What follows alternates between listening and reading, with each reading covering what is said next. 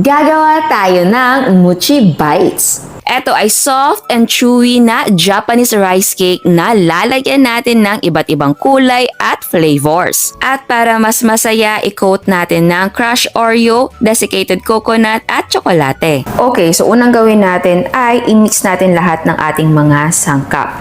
Ito ang ating glutinous rice flour, cornstarch, white sugar, konting asin. Mixan muna natin yan.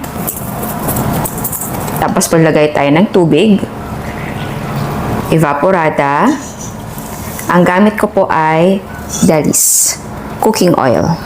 And then i-mix natin ito ng mabuti. Kung isang kulay lang ang gagawin mo and flavor ay pwede mo na siyang ilagay.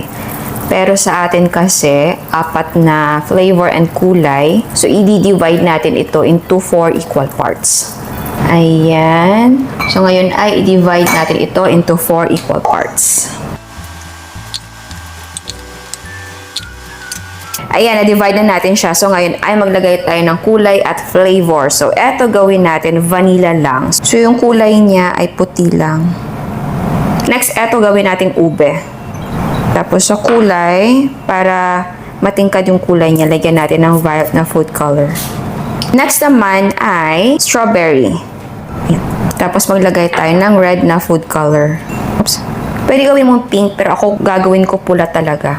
Ito naman gawin natin ay tsokolate. So maglagay tayo ng cocoa powder unsweetened. Tapos mix natin to ng mabuti.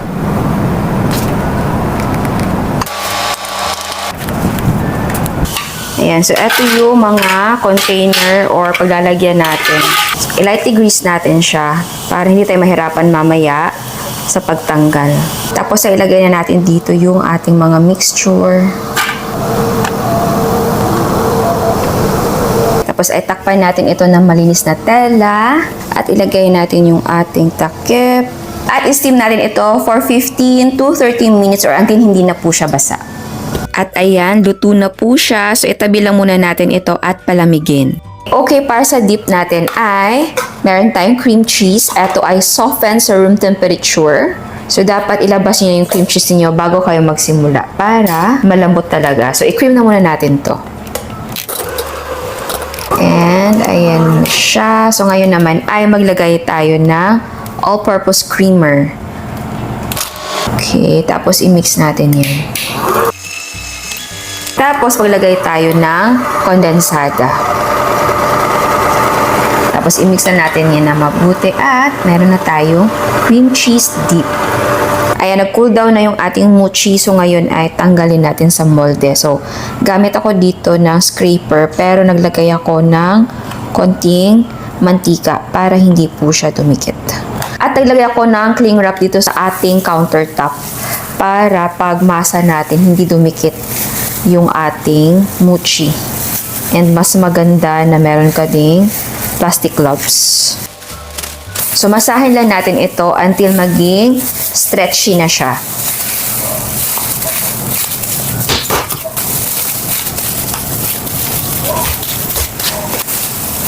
Ayan. Stretchy na siya. Ayan o. Hindi na basta-basta napupunit. Ayan. So, gawin natin yung iba.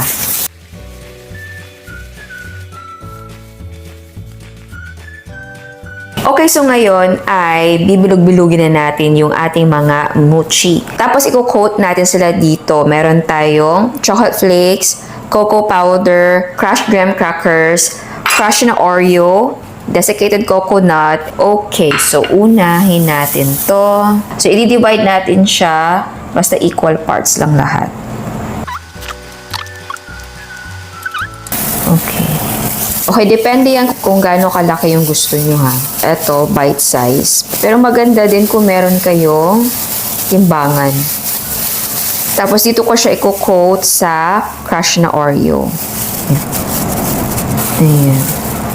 Dito naman sa ube na mochi natin, desiccated coconut, i-coat natin sa kanya.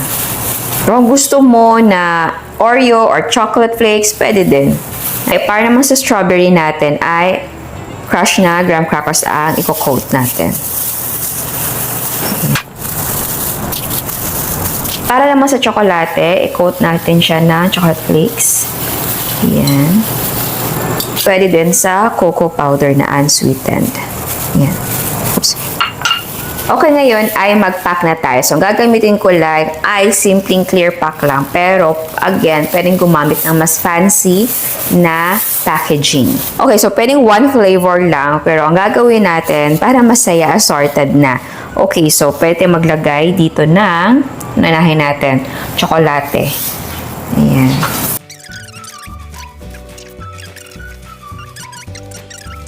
Ito yung ating kagayan ng sauce. Tapos babaan tayo ng pantusok. Ayan. And pwede ka pang magdagdag ng dip. So, meron tayo ditong strawberry jam. And then, chocolate syrup or pwedeng gumamit ng chocolate ganache, chocolate sauce. Ayan. See?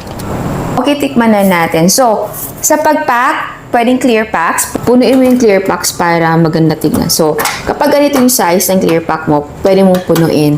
And pwede din maglagay ka ng 3 dip. Magbabaon ka ng chopstick or eto, siomai fork. Pwede eto yung padala mo or eto. So, gagamitin natin ngayon ay chopstick. Okay, anong gusto yung unang tikman natin? Eto, Oreo na muna. Tapos, i-dip natin dito sa ating cream cheese na dip. Ayan, no? Ay, gusto nyo makita? Ayan. Oh. Ayan. Wow. Bite na natin. Oh.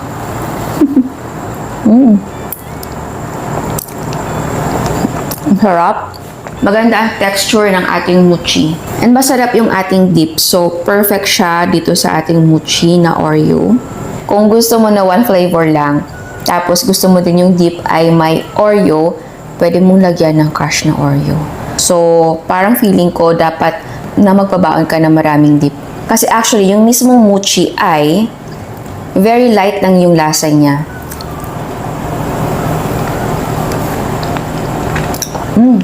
And yes, yung ating mochi po ay hindi siya ganun katamis. Dahil konti lang yung ilagay natin na asukal, di ba? Etong dip naman natin, tama lang yung pagkakatimpla ko. Pero kung gusto nyo pang dagdagan ng all-purpose cream, ng cream cheese, ng kondensada, pwede kayong mag-adjust. Next naman, anong gusto nyo? Sige, etong strawberry. Sige, dito natin i-dip. Parang maganda dalawa. Okay, dip natin dito sa strawberry jam natin. Ayan. Tapos, dip natin dito sa ating cream cheese.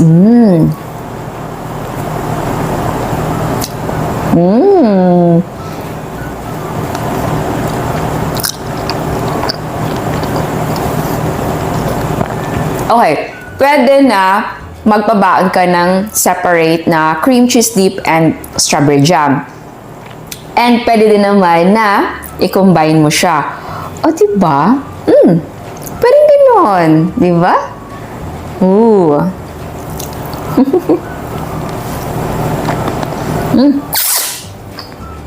Sarap. Okay. Etong ube. Yun o. Ay! Dito natin i-dip sa ating cream cheese. So yes, pwede din nalagyan mo ng palaman yung mismong mochi. Ganun pastillas, yema, keso, tsokolate. Okay, next. Etong tsokolate natin. Tapos, dip natin sa ating chocolate syrup. Ooh. Okay.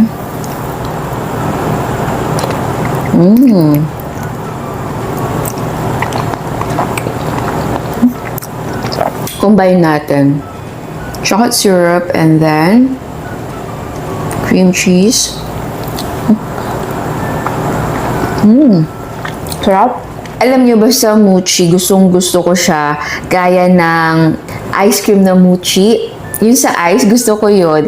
And sa flavors, alam nyo, pwede kayong gumawa ng ibang flavors gaya ng matcha, buko pandan, blueberry, coffee, mga ganun. And sa dip, pwede rin gumawa ka ng dulce de leche or yung yema spread, pwede mong gawing dip, peanut butter. So, kung gusto nyo na mas malaki nito or mas maliit, pwede, di ba? Natuwa ako sa ginawa natin. So, ayan, sana gustuhan niyo ang recipe natin ngayon. Ciao! At sa mga hindi pa nakasubscribe, please subscribe sa ating YouTube channel and please click the notification bell and please click all para ma-notify kayo sa lahat ng uploads. And please don't forget to like our Facebook page and follow us on Instagram. Thank you!